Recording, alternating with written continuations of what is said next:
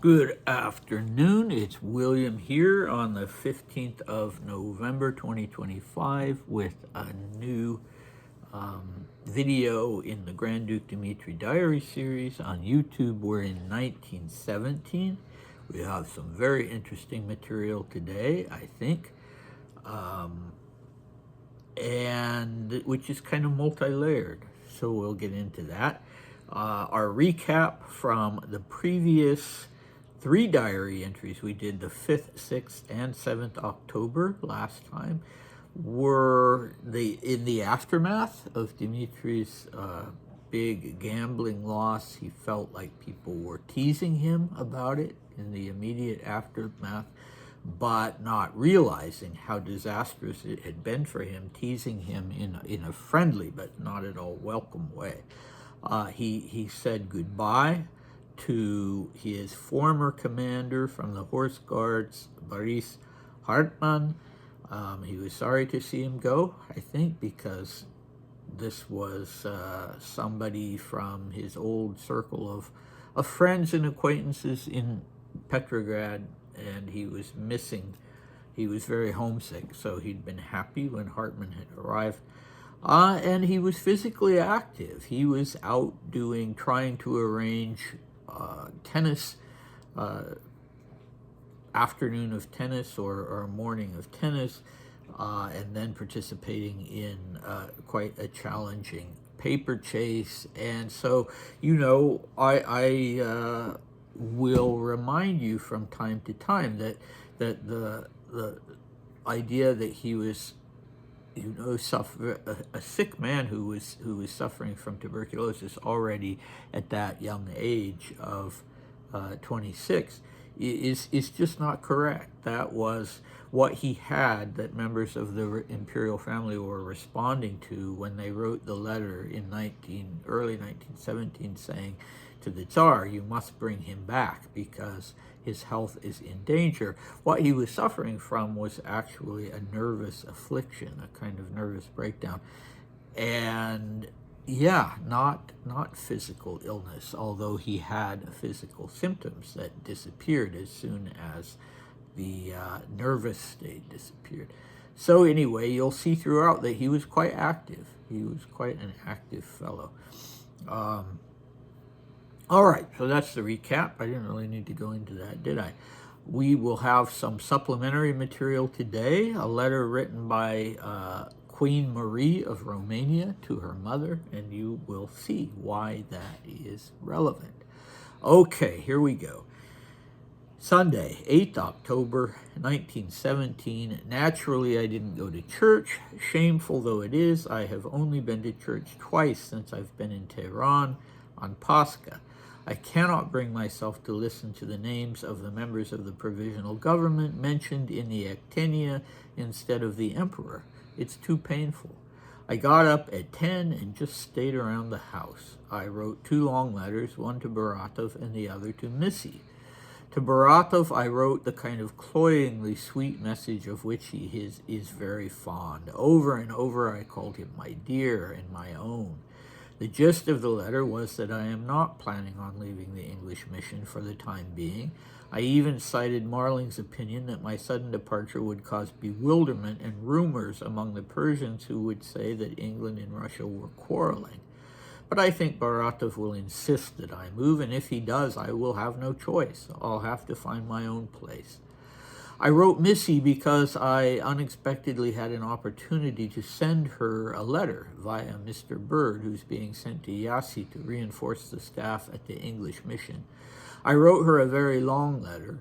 I'm afraid it's not very well suited to the actual moment. Naturally, I could not restrain myself from remembering all the dear past, and once my thoughts turn to that theme, it is difficult to hold them at bay.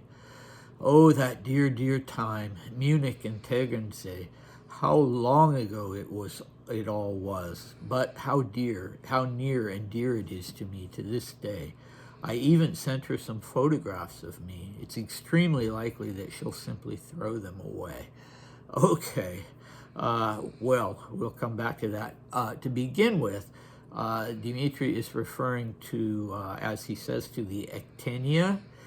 which is the point in any Orthodox service, Russian, Greek, or you name it, where there's a sort of litany of petitions to God on behalf of the sick, the suffering, for peace in the world. And the tradition is that you always pray to God on behalf of whoever the leader of the country is, wherever the Orthodox Church is, whatever, they maybe said, well, they wouldn't have, I don't know. But even though this church was in Tehran, the Ectenia was traditionally going to pray for the emperor and the imperial family. And since things had changed in Russia, they were now praying for the provisional government instead of the emperor and the imperial family. I suppose that might seem surprising, because after all, the church and the dynasty belong to the same tradition, the same, they were on the same side, right? The Bolsheviks didn't approve of the Bolsheviks hadn't taken over yet, but anyway, the church had already made the switch, quite appropriately, to praying for the leadership of the country, which was now the provisional government. But it's certainly understandable that it was so painful to Dmitri to hear that. Okay, what next? This whole very interesting topic of Baratov, who was Dmitri being an active duty military officer in the Russian army, and Baratov being his commanding officer, his direct superior. So you'll remember the conflict. Dmitri wanted to remain in residence at the British legation in Tehran. Baratov didn't want him to. Baratov thought it was inappropriate for a Russian officer to be staying at the British legation. Quite naturally so, but Dmitri had apparently sized Baratov up, knew that he liked these sort of effusive, sentimental kind of, interactions. And so he was using that knowledge to appeal effectively to Baratov to allow him to stay at the English legation, because, as he says, Dmitri, that is, quite rightly, if he insists that I move, I will have no choice. I will have to move, because the whole Grand Duke royalty versus non-royalty kind of paradigm wasn't in place. What was in place was that in an army you have a hierarchy, and Dmitri was the lower man in that hierarchy relative to Baratov. Okay, so now we turn to Missy. I haven't adjusted this quite the way I would have liked. Oh well, too late to worry about that now. We move on to Missy, and what's going on with that? Missy being Queen Marie of Romania, of course. Well, first we have the mention of Byrd, Mr. Byrd. So Mr. Byrd was on the staff at that time at the British legation in Persia, but he was being sent to the English legation or mission in Romania. And so he was leaving, and he could take this letter on Dmitri's behalf to deliver to the Queen. But there was a Byrd who was fairly closely connected to Missy, I think. And that's why I say this Byrd is a bit mysterious, because I think there's a Byrd who appears definitely in a biography of her I read, maybe in memoirs. Did she leave memoirs? I don't know. But if any of you are experts on Marie of Romania, you can maybe fill me in on who this man was. Anyway, that's not particularly relevant. What's relevant is that the event that Dmitri is referring to is one that occurred in 1908 when he was 16 years old. And even though he's now 26 and it happened 10 years ago, he's still fixated on it. To an amazing degree. In 1920, he would still be fixated on this event and still talking about it in his diaries. And he would go and seek Marie out in London to ask her, did you care for me? Did if you didn't love me as I loved you, did you at least care for me? What were your feelings for me at that time? And she would give him a kind of, vague, oh yes, I cared for you kind of answer. And he would be thrilled by that. He'd say, oh, I walked around all day like a drunk man. I was elated that she said that, yes, she had cared for me. And so the bizarre thing about that is that what he's referring to, this event that took place in Germany, in Tegernsee, where he was on holiday with his father, and Marie and her sisters were on holiday, and their mother. What happened there was, according to her, not only negative, but rather disturbingly negative. And so that's why I want to read you this small excerpt from this letter that she wrote in 1910 to her mother, she being Missy. And you will be able soon to learn about it in greater detail, because there's an upcoming biography of Dmitri, not written by me, but written by a friend of mine, and that I myself have hopefully contributed to in various ways. But anyway, let's look at that. Let's look at a small excerpt from that rather long and detailed account of what had happened back in 1908. So here's the excerpt that I'll read. Marie says that she was sounding Dmitri out because she saw him as a prospective husband for her daughter, Elizabeth, but that she didn't let on. She didn't explicitly say, oh, I want to talk to you about maybe marrying my daughter. So they sat down to have this conversation, and she said,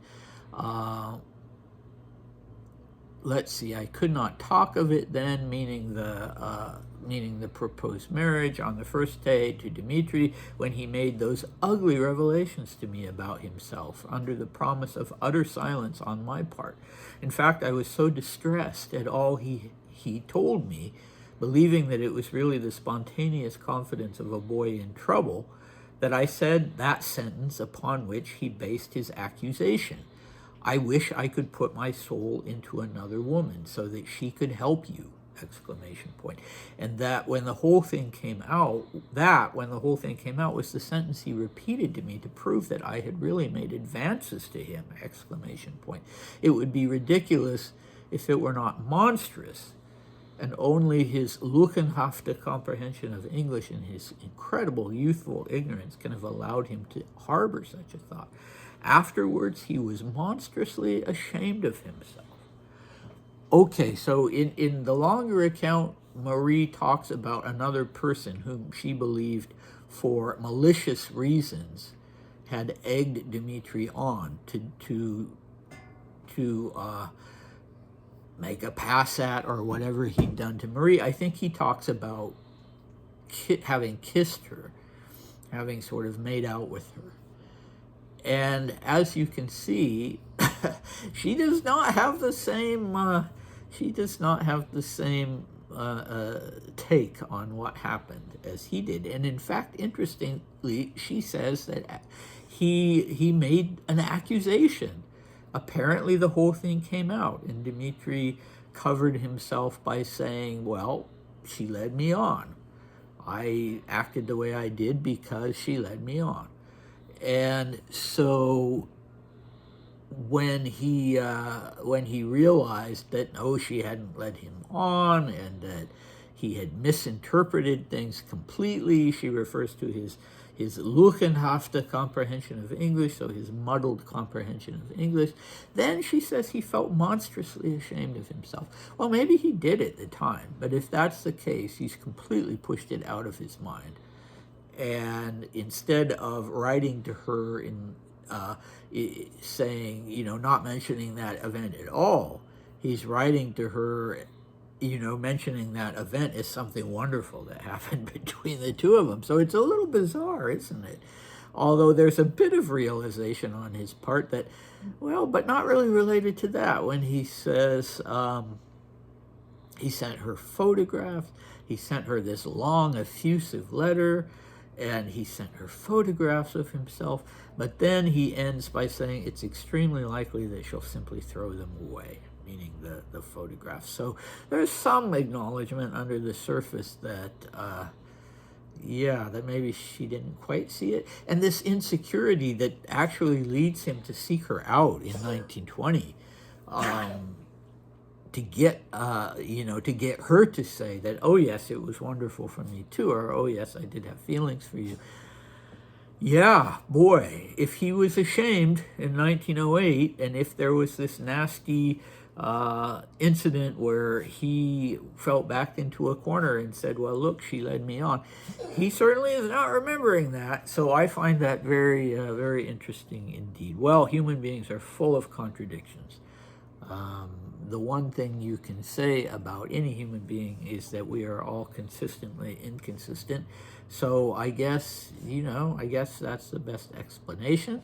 So what do we have next time? Well, he'll be talking about the bazaar. He loved the bazaar. So go into the bazaar with the Marlings on this occasion. And yeah, so some fun stuff. And I hope to see you then. Bye.